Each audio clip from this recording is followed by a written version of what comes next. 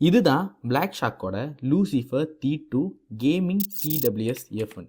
இதோட price RM150, almost $35. இந்த ப்ரைஸுக்கு இது வர்த்தா? ஒரு உதாரணத்துக்கு 3 காரை பற்றி பார்ப்போம். First Range Rover, Nissan GTR, Toyota Camry. Range Rover ஒரு லக்ஸரி கார். அந்த காரில் கம்ஃபர்ட் மட்டும்தான் கிடைக்கும். அதே மாதிரி நிசான் ஜிடிஆர் இது ஒரு பெர்ஃபார்மன்ஸ் கார். இந்த காரில் ஸ்பீட் நல்லாவே கிடைக்கும், பட் கம்ஃபர்ட் அந்த அளவுக்கு இருக்காது. இப்போ டொயோட்டா கேமரி இது ஒரு பேசிக் கார். இதில் பெர்ஃபார்மன்ஸும் சரி கம்ஃபர்ட்டும் சரி ஒரு அளவுக்கு தான் கிடைக்கும். டே டு டே யூசேஜ், அதாவது வேலைக்கு போகிறதுக்கு இல்லைனா சூப்பர் மார்க்கெட் போகிறதுக்கு இந்த காரை சில பேர் பர்ச்சேஸ் பண்ணுவாங்க. ஸோ அதே மாதிரி தான் இந்த லூசிஃபர் T2வும் ஒரு பெர்ஃபார்மன்ஸ் பேஸ்ட் இயர்ஃபோன். அந்த நிசான் ஜிடிஆர் கார் மாதிரி. நான் இந்த TWSஐ நிசான் ஜிடிஆர் கார் கூட கம்பேர் பண்ணுறதுக்கு நிறையவே ரீசன் இருக்குது. ஃபர்ஸ்ட் டிசைன்லேருந்து ஸ்டார்ட் பண்ணுவோம். இந்த லூசிஃபர் கேஸில் டுவல் டோன் கலர் கொடுத்துருக்காங்க. ஒன்று கிளாசி பிளாக், அப்புறம் இன்னொன்று மேட் கிரே. இதுக்கு முன்னுக்கு நான் யூஸ் பண்ண எல்லா TWSும் ஒன்று ஓவல் ஷேப்பில் இருக்கும், இல்லைனா ஸ்கொயராக ஒரு பாக்ஸி ஷேப்பில் இருக்கும். பட் இந்த லூசிஃபர் கேஸ் பார்க்குறதுக்கு ஒரு ரோபோட்டோட ஹெட் மாதிரி இருக்குது. இது இன்னும் எங்கே ஆப்வியஸாக தெரியுதுன்னு பார்த்தீங்கன்னா, இந்த கிளாசி பிளாக் கலர் ஃபினிஷில் பிளாக் ஷாக் LED பாஸ் கொடுத்துருக்காங்க. ஸோ கேஸை ஓப்பன் பண்ணும்போது இல்லைனா க்ளோஸ் பண்ணும்போது அந்த LED பாஸ் க்ளோ ஆகும். அந்த டைமில் அந்த LED பாஸ் பார்க்குறதுக்கு ஒரு ரோபோட்டோட கண்ணு மாதிரி இருக்கும். ஸோ இங்கே தான் இது ஒரு ரோபோட்டோட ஹெட் மாதிரி ஆப்வியஸாக எனக்கு தெரிஞ்சது. அது மட்டும் இல்லாமல் அந்த LED பாஸில் ஈச் இயர்பட்டில் எவ்வளோ சார்ஜ் இருக்குன்னு காட்டுறதுக்காக தான் பிளாக் ஷாக் அந்த LED பாஸை அங்கே ப்ளேஸ் பண்ணியிருக்காங்க. எனக்கு இந்த ஃபீச்சர் ரொம்பவே பிடிச்சிருந்தது. கேஸோட குவாலிட்டி வைஸ் பார்த்தாலும் எந்த ஒரு காம்ப்ரமைஸும் பிளாக் ஷாக் பண்ணலை. அடுத்து இயர்பட்ஸை பற்றி பார்ப்போம். இது ஒரு செமி லாங் இயர்பட்ஸ். காதுலேருந்து கொஞ்சம் வெளியே நீட்டிக்கிட்டு இருக்கிற மாதிரி இருக்கும். ஆக்சுவலாக பர்சனலாக எனக்கு இந்த மாதிரி TWS தான் பிடிக்கும். காரணம், நம்ம ஒரு இயர்ஃபோன் போட்டுக்கிட்டு இருக்கோம், காதில் போட்டுக்கிட்டு இருக்கோன்னே மற்றவங்களுக்கு தெரியும். இதுவே இன் இயர்பட்னு ஒன்று இருக்குது. அதை காதில் போட்டால் நம்ம இயர்ஃபோன் போட்டுக்கிட்டு இருக்கோன்னே அந்த அளவுக்கு மற்றவங்களுக்கு தெரியாது. ஸோ ஒரு ஃபோன் கால் வரும்போது நம்ம எடுத்து பேசினா நம்ம தனியாக நம்மக்கிட்ட நாமளே பேசுகிற மாதிரி பார்க்குறவங்களுக்கு இருக்கும். ஸோ அதனால தான் நான் எப்பயுமே இந்த செமி லாங் இயர்ஃபோனை ப்ரிஃபர் பண்ணுவேன். இந்த இயர்பட்லேயும் பிளாக் ஷாக் டுவல் டோன் கலரை தான் கொடுத்துருக்காங்க, அந்த கேஸில் யூஸ் பண்ண மாதிரி. ஒன்று மேட் கிரே, இன்னொன்று மேட் பிளாக்.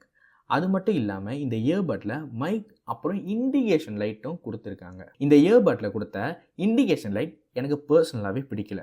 காரணம், சம்டைம்ஸ் நான் ரூமில் லைட்லாம் ஆஃப் பண்ணிவிட்டு படுத்துக்கிட்டு பாட்டு கேட்பேன். அந்த டைமில் அந்த இண்டிகேஷன் லைட் ரொம்பவே பிரைட்டாக க்ளோ ஆகும். அதனால் ரூம் ரொம்ப வெளிச்சமாக இருக்கும். அந்த வெளிச்சத்தினால நான் டிஸ்டர்ப் ஆகி பாட்டு கேட்காமலே இயர்ஃபோனை எடுத்து வச்சுட்டு படுத்து தூங்கிடுவேன்.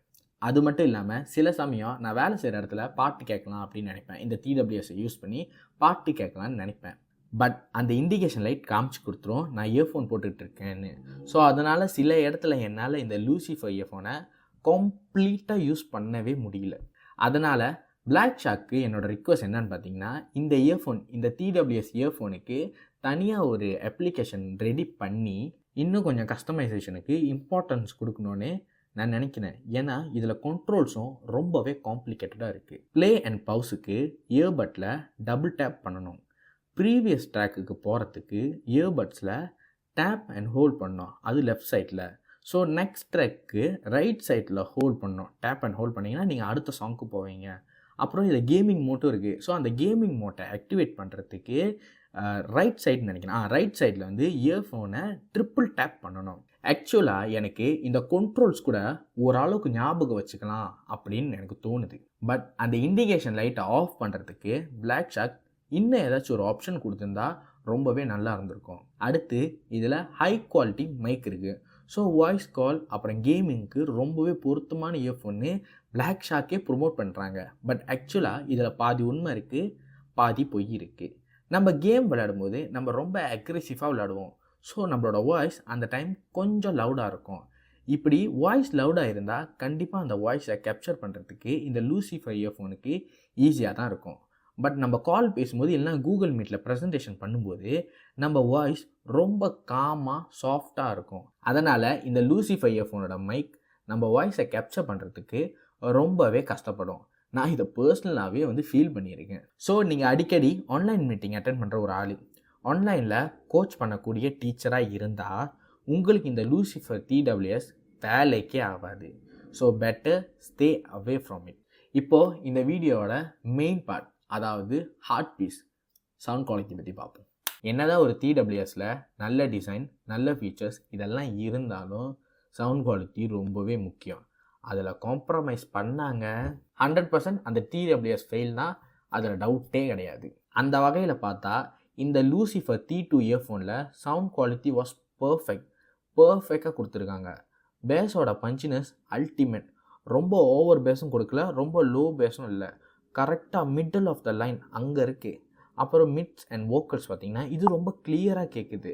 இன்னும் சிம்பிளாக புரிகிற மாதிரி சொல்லணுன்னா, டிடபிள்யூஎஸ்க்கு ஒரு அவார்ட் ஃபங்க்ஷன் கண்டக்ட் பண்ணால் கண்டிப்பாக சவுண்ட் குவாலிட்டி டிவிஷனில் இந்த இயர்ஃபோன் தான் ஜெயிக்கும்.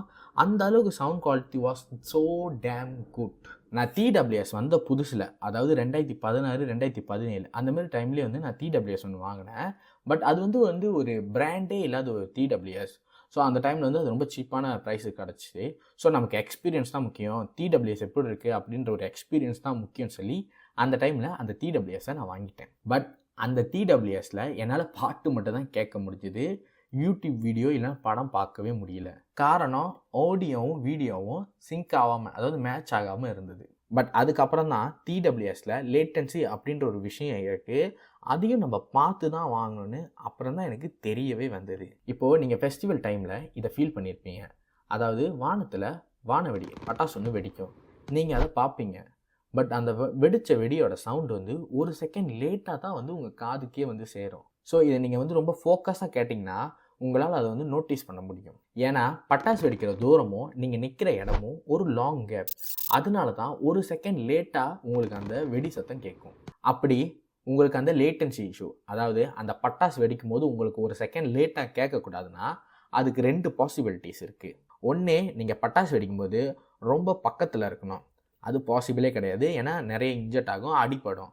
ஆனால் 2வது பாசிபிலிட்டி என்னன்னு பார்த்தீங்கன்னா, உங்கள் காது ரொம்ப ஷார்ப்பாக இருந்தால், அதாவது ஒலி கேட்கும் திறன் வந்து உங்களுக்கு அதிகமாக இருந்தால் இந்த லேட்டன்சி இஷ்யூ வந்து சரி பண்ணிடலாம். ஸோ இதில் பட்டாசு வந்து உங்கள் ஃபோனில் ப்ளே ஆகக்கூடிய மியூசிக், நீங்கள் தான் டிடபிள்யூஎஸ் இயர்ஃபோன். ஸோ மேனுஃபேக்சரிங் பண்ணும்போது ஹை குவாலிட்டி பார்ட்ஸை வந்து டிடபிள்யூஎஸில் வந்து இன்க்ளூட் பண்ணணும், அப்போ தான் லேட்டன்சி இஷ்யூ எதுவும் வராது. பட் சீப் பிராண்ட்ஸ் டிடபிள்யூஎஸை மேனுஃபேக்சரிங் பண்ணும்போது பார்ட்ஸோட குவாலிட்டியை வந்து ரொம்ப மட்டமாக கொடுப்பாங்க. ஸோ அந்தமாதிரி மட்டமாக கொடுக்குறதுனால தான் லேட்டன்சி இஷ்யூலாம் வருது. அதனால தான் வந்து அவங்களால வந்து அந்த ரொம்ப சீப்பான ப்ரைஸ்க்கே வந்து விற்க முடியுது, சேல்ஸ் பண்ண முடியுது. ஆனால் கேமிங் இயர்ஃபோன் வரும்போது லேட்டன்சி ரொம்ப ரொம்ப முக்கியமான ஒரு பாயிண்ட். சவுண்ட் குவாலிட்டியோட அது ரொம்ப முக்கியமான பாயிண்ட். அதில் மட்டும் எந்த பிராண்டாச்சும் காம்ப்ரமைஸ் பண்ணாங்க அவங்க டப்பா டான்ஸ் ஆடிடும். ஏன்னா கேம் விளையாடும்போது ஸ்டெப் சவுண்டு, ஷூட்டிங் சவுண்டு எல்லாம் வந்து கரெக்டாக சிங்கில் இருக்கணும், இல்லைனா கதையே முடிஞ்சிடும். இது கண்டிப்பாக நிறைய கேமர்ஸ்க்கு நல்லாவே புரியும். ஸோ அந்த வகையில் பார்த்தா இதில் வந்து 45 மில்லி செகண்ட் அளவுக்கு தான் லேட்டன்சி கொடுத்துருக்காங்க. ஸோ லேட்டன்சி வாய்ஸ் பார்த்தீங்கன்னா இது நீங்கள் ஒரு கேமிங்காக பார்த்தீங்கன்னா இது வந்து ஒரு பெஸ்ட்டான டிடபிள்யூஎஸ். ஒரு இயர்ஃபோன் நல்ல சவுண்ட் குவாலிட்டியில் இருந்தால் நான் 1லேருந்து 2 மணி நேரம் பாட்டு கேட்டு என்ஜாய் பண்ணுவேன். அப்படி நான் 2 மணி நேரம் பாட்டு கேட்கணும்னா சவுண்ட் குவாலிட்டியை விட இம்பார்ட்டண்டான விஷயம் ஒன்று இருக்குது, அதுதான் இயர் ஃபிட். ஆக்சுவலாக இந்த லூசிஃபர் இயர்ஃபோனோட ஃபிட் ரொம்ப நல்லாவே இருந்தது. எப்போன்னு பார்த்தீங்கன்னா, நான் ஒரு இடத்துல உட்காந்து பாட்டு கேட்கும்போது. பட் நான் ஒரே டிடபிள்யூஎஸை எல்லா ஒகேஷன்ஸ்க்கும் யூஸ் பண்ணக்கூடிய ஒரு ஆள். அதாவது ஜாகிங் போகிறப்ப, இல்லைனா ஏதாச்சும் ஆன்லைன் மீட்டிங் அட்டென்ட் பண்ணும்போது, இதுக்கு எல்லாத்துக்கும் நான் வந்து ஒரே டிடபிள்யூஎஸ் தான் யூஸ் பண்ணுவேன். அதுக்கு ஒன்று வச்சுருக்க மாட்டேன். ஸோ இப்போ நீங்கள் வந்து ஒரு ஃபிட்னஸ் ஃப்ரீக்னு வச்சுக்கோங்க, என்கிட்ட கேட்குறீங்க ப்ரோ நான் வந்து எக்ஸசைஸ்க்கு இந்த இயர்ஃபோனை சூஸ் பண்ணட்டுமான்னு கேட்டிங்கன்னா, உங்களுக்கு கண்டிப்பாக இந்த இயர்ஃபோனை நான் ரெக்கமெண்ட் பண்ணவே மாட்டேன். ஓகே, எனக்கு புரியுது, ஒரு இயர்ஃபோன்னு வந்தால் அதில் சவுண்ட் குவாலிட்டி ரொம்பவே முக்கியம்தான். ஆனால் ஃபிட்னஸ்னு வரும்போது சவுண்ட் குவாலிட்டியை விட இயரோட ஃபிட்டு வந்து ரொம்பவே இம்பார்ட்டன்ஸ். என்னால் இந்த இயர்ஃபோனை போட்டுக்கிட்டு ஜாகிங் கூட ஓட முடியல, இயர் ஃபிட் ரொம்பவே மோசமாக இருந்தது. ஜாகிங் போகும்போது சும்மாவே கீழே விழுந்துக்கிட்டு இருந்துச்சு இதோட இயர்பட். அதுவும் நான் த்ரெட்மில்லில் ஓடுவேன், அப்போ கீழே விழும் பாருங்க மண்டை கேறும். ஏன்னா த்ரெட்மில்லில் நிறுத்தி இயர்ஃபோன் எடுத்து காதில் போட்டுட்டு மறுபடியும் ஓடுறதுக்குள்ளே அந்த மோட்டிவேஷனே போயிடும். ஸோ நீங்கள் ஒரு ஃபிட்னஸ்க்காக இயர்ஃபோன் தேடுறீங்கன்னா இந்த லூசிஃபர் இயர்ஃபோன் சைட்டே போயிடாதீங்க. ஸோ யாரெல்லாம் இந்த டிடபிள்யூஎஸ், அதாவது இந்த லூசிஃபர் டிடபிள்யூஎஸ் இயர்ஃபோனை வாங்கக்கூடாதுன்னு இந்த வீடியோவில் நான் சொல்லிட்டேன். பட் யாரெல்லாம் வாங்கலாம் அப்படின்னு நான் இன்னும் சொல்லவே இல்லை, இப்போ சொல்கிறேன். லிஸ்ட்டில் மொத்தம் 2 பேர் தான். ஃபர்ஸ்ட் யாருன்னு பார்த்தீங்கன்னா ஹெவி கேமர்ஸ். இப்போல்லாம் கேம் விளையாடி கூட நிறைய பேர் நிறைய மணி ஏர்ன் பண்ணுறாங்க. அந்த மாதிரி நீங்களும் ஒரு கேம் ஸ்ட்ரீமர் இல்லைனா ஹெவியாக கேம் விளையாடுவீங்கன்னா உங்களுக்கு இந்த லூசிஃபர் TWS ஒரு பெஸ்ட் சாய்ஸ். கண்ணை மூடிட்டு வாங்கலாம். இந்த TWSோட பேட்டரி பேக்கப் வந்து ரொம்பவே நல்லா இருக்குது. நான் யூஸ் பண்ணதை விட சார்ஜ் பண்ணது ரொம்பவே குறைவு. லிஸ்ட்டில் செகண்டாக யார் இதை வாங்கலான்னு கேட்டிங்கன்னா மியூசிக் லவர்ஸ். நல்ல பேஸ், அப்புறம் மிட்ஸ், ஓவராலாக வந்து ஒரு நல்ல சவுண்ட் குவாலிட்டி. அதுக்காகவே இந்த TWSஐ மியூசிக் லவர்ஸ் வந்து கன்சிடர் பண்ணலாம். இந்த லூசிஃபர் TWSஐ வந்து மியூசிக் லவர்ஸ் வந்து கன்சிடர் பண்ணலாம். மற்றபடி வேறு யாருக்கும் இந்த TWS அந்த அளவுக்கு செட் ஆகாது. ஸோ என்னோட ஒரு ஹானஸ்டான வியூ, என்னோட ஹானஸ்டான ஒரு பாயிண்ட்டை வந்து இந்த வீடியோ மூலமாக உங்கள் எல்லாருக்கும் நான் சொல்லியிருக்கேன். உங்களுக்கும் இதேமாரி பாயிண்ட்ஸ் இருந்துச்சுன்னா, இந்த TWSஐ பற்றி ஏதாச்சும் ஒரு பாயிண்ட்ஸ் இருந்ததுன்னா மறக்காமல் கீழே கமெண்ட் பண்ணுங்கள். நான் படித்து தெரிஞ்சுக்கிறேன். நீங்கள் எப்படி பார்க்குறீங்க அப்படின்றத வந்து நானும் படித்து தெரிஞ்சுக்கிறேன். ஸோ இந்த வீடியோ உங்களுக்கு பிடிச்சிருந்தா, இந்த வீடியோ வந்து யூஸ்ஃபுல்லாக இருந்துச்சுன்னா மறக்காமல் ஒரு லைக் பண்ணுங்கள். இன்னொரு வீடியோவில் பார்ப்போம்.